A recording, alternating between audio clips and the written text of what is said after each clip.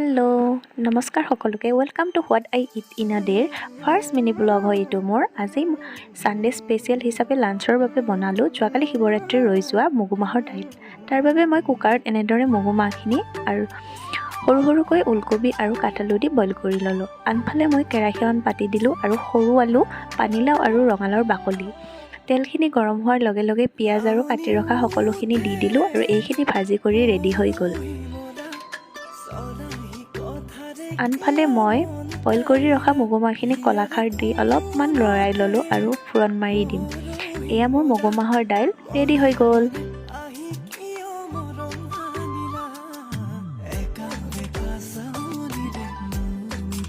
আকৌ মই আলু 4টামান বইল কৰি ল'ম এইখিনি মই এই বৰালি মাছৰ সৈতে জোল বনাম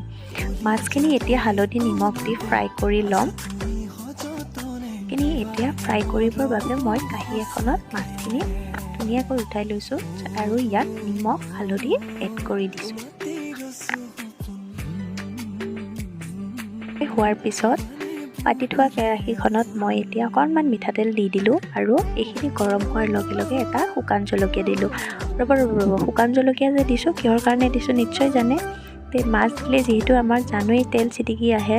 গোটেই গা মুখ সকলোতে পৰি যায় সেইকাৰণে মই তেলখিনি নিছিটিকিবৰ বাবে এটা শুকান জলকীয়া দি ল'লোঁ আৰু এয়া মোৰ মাছ ফ্ৰাই ৰেডি কুকাৰত গেছৰ এটা ফালে ভাতখিনি পাতি দিলোঁ আৰু আনফালে মাছৰ জোলৰ বাবে কেৰাহীখন পাতি দিলোঁ আৰু তেল গৰম হোৱাৰ লগে লগে পিঁয়াজ আদা নহৰু বিলাহী সকলোখিনি ভাজি লৈ সোৱাদ অনুসৰি নিমখ হালধি আৰু মছলা মই ইয়াত ব্যৱহাৰ কৰিছোঁ মাত্ৰ জিৰা জালুক আৰু ধনিয়া পাউডাৰ এইখিনি ভালকৈ ভাজি যোৱাৰ লগে লগে ইয়াত মই বইল কৰি ৰখা আলুখিনি দি ভালকৈ 5 মিনিটমান ভাজি লৈছোঁ আৰু মিনিটমান ভজা হোৱাৰ লগে লগে ইয়াত এতিয়া মই দি দিলোঁ গৰম পানী আৰু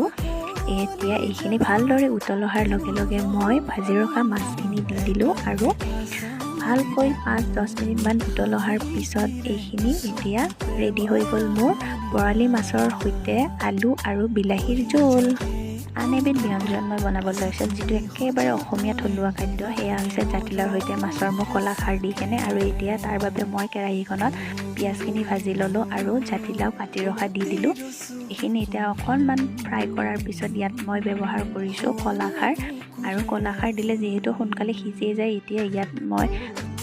ভাজি ৰখা মাছ 3 পিচ আৰু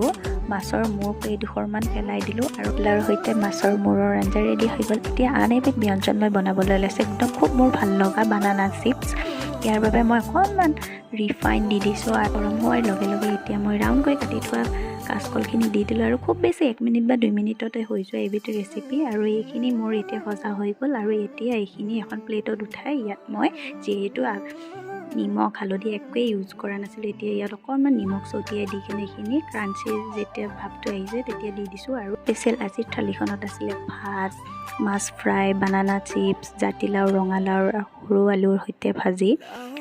এপিচ নেমু তাৰপিছত চালাড কেঁচা বুট বৰালি মাছ আলু আৰু বিলাহীৰ সৈতে জোল জাতিলাওৰ খাৰ আৰু মগু মাহৰ দাইল যদি ভিডিঅ'টো চাই ভাল পালে please like comment share and